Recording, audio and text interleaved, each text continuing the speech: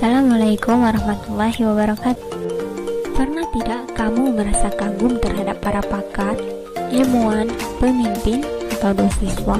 Membaca buku itu tidak hanya untuk hobi, tapi adalah sebuah keharusan. Alasannya adalah kita banyak mata pelajaran atau mata kuliah, dan setiap mata pelajaran atau mata kuliah tersebut pasti membutuhkan buku pedoman atau panduan yang tidak cukup satu buku. Belum lagi tebal halamannya yang bisa ratusan hingga ribuan halaman. Bagaimana cara membaca buku setebal halaman tersebut? Atau bagaimana cara yang dilakukan oleh mereka yang telah selesai membaca buku dengan jumlah ratusan atau ribuan? Jawabannya adalah mereka menerapkan teknik membaca cepat atau yang dikenal dengan istilah speed reading. Berikut ini saya akan memberikan 7 cara membaca yang efektif dan efisien. Yang pertama yaitu mengetahui tujuan membaca. Membaca untuk kesenangan dan membaca untuk belajar pastinya berbeda, bukan? Itu sebabnya kita harus mengetahui terlebih dahulu apa tujuan dari membaca yang kita lakukan. Misalnya saja, ketika kita membaca buku atau novel dari penulis favorit, kita cenderung menikmatinya tanpa banyak memikirkan kosakata yang sulit. Beda tentunya ketika kita harus membaca untuk memahami materi atau bagian tertentu dari buku teks yang ada. Kita membutuhkan waktu yang cenderung lebih lama dari konsentrasi yang baik. Artinya, kita memiliki tujuan pada saat membaca suatu teks. Dengan mengetahui apa tujuan kita membaca, ternyata pemahaman terhadap teks akan menjadi lebih baik. Karena ketika kita membaca dengan tujuan tertentu, untuk ujian misalnya, kita akan lebih fokus dalam mencari informasi paling penting dan memahaminya. Bagaimana supaya membaca kita sesuai dengan tujuan? Kita mulai dengan membuat urutan pertanyaan sehingga kita bisa melihat atau menggali informasi secara lebih. Informasi yang kita dapat pada dasarnya adalah rangkuman dari seluruh bagian yang kita baca. Alhasil, ketika kita belajar dengan waktu akan jauh lebih mudah, ringan, dan menyenangkan. Cara yang kedua yaitu membaca bagian pendahuluan. Mengapa membaca pendahuluan menjadi penting dalam membaca efektif? Bagian ini adalah rangkuman dari isi buku yang ditulis, khususnya ketika kita harus membaca artikel ilmiah sebagai penunjang studi kita. Bagian ini seringkali menjelaskan tujuan penulis pada saat menyusun buku tersebut. Terdapat juga latar belakang atau penyebab buku tersebut muncul. Kemudian cara yang ketiga yaitu tempat dan waktu yang tepat. Beberapa dari kita lebih senang membaca di tempat yang sunyi, seperti di balik selimut, di atas tempat tidur, di kursi khusus, di perpustakaan, atau justru di alam terbuka. Sebagian besar lagi memilih untuk duduk di kafe sambil menikmati secangkir kopi dan panganan.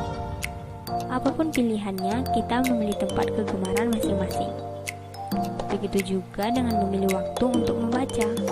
Sebagian orang memilih membaca di pagi hari dengan energi baru membuat mereka bersemangat.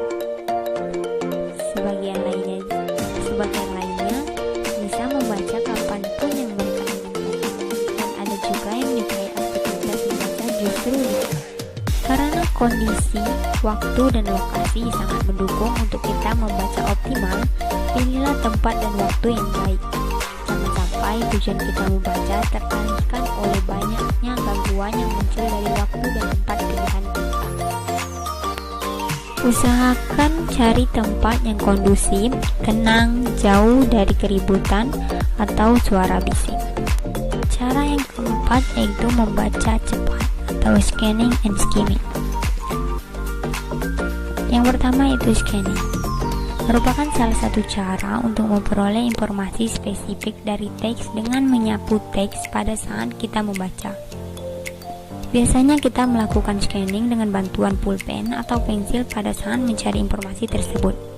Ketika menemukannya, kita mulai melambat dalam membaca. membaca cepat dengan cara meloncat-loncat pada bagian yang dirasa penting. Nah, di sini yang mestinya ditekankan bahwa membaca scanning di samping dituntut membaca cepat, mencari hal penting, libatkan daya kemampuan berimajinasi sehingga pembaca tetap dalam kondisi memahami isi bacaan. Membaca scanning tidak diminta wajib untuk membaca seluruh kata atau kalimat. Cukup kata kunci penting saja yang menjadi perhatian. Membaca scanning biasanya dipakai oleh orang yang gemar membaca koran atau buku. Kemudian yang kedua yaitu skimming. Biasanya dilakukan sebelum scanning adalah mencari gagasan utama dari suatu tulisan tanpa memperhatikan informasi spesifik. Artinya, kita bisa membaca satu bab dalam waktu beberapa menit saja. Skimming dilakukan dengan berfokus pada beberapa kata atau istilah yang muncul di awal dan akhir kalimat saja. Dalam melakukan proses membaca dengan teknik skimming, yang perlu digarisbawahi di sini adalah 4 hal, yaitu yang pertama, mengenali topik buku, mengetahui pendapat atau opini orang tentang buku, mendapatkan bagian penting buku, kemudian mengetahui cara berpikir penulis, organisasi penulis, urutan ide pokok, dan lain-lain. Kemudian cara yang kelima yaitu membuat atonasi.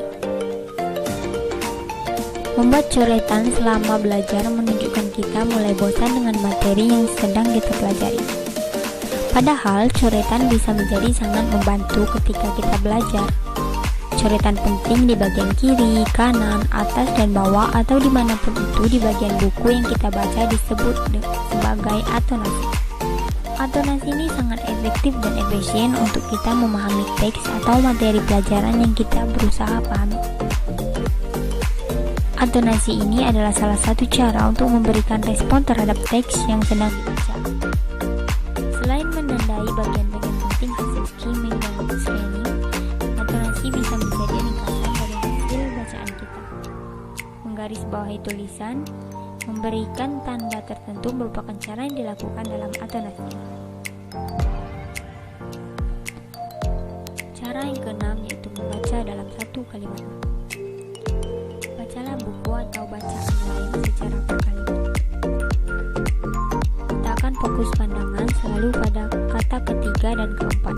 Dengan begitu, cakupan kata yang bisa kamu baca akan lebih banyak. Setelah itu, cari kata kunci setiap kalimat yang telah kamu baca. Kata itu akan membantumu memahami makna dari kalimat. Kemudian, cara yang terakhir yaitu mencatat hal-hal penting. Jadi, saat membaca, kita harus siap dengan catatan. Mencatat info-info penting akan membuat kita semakin memahami sesuatu. Kita bisa membaca ulang catatan-catatan itu untuk kemudian mencari lagi informasi lain yang mungkin dibutuhkan. Membaca ulang catatan dari apa yang sudah dipahami dari sebuah buku teks tentu akan lebih mudah daripada harus membaca ulang buku teks yang tebal itu. Akan sangat mengasihkan jika sudah tahu cara atau teknik-teknik membaca, sehingga setiap orang akan gemar membaca, dan setiap orang akan terbangun simpul-simpul budaya membaca, dan pada akhirnya membaca dapat menjadi nilai jual dalam meningkatkan literasi masyarakat. Semoga kedepannya upaya semangat dan kemahiran membaca kita semakin meningkat. Demikianlah 7 cara membaca yang efektif dan efisien. Terima kasih, semoga bermanfaat. Wassalamualaikum warahmatullahi wabarakatuh.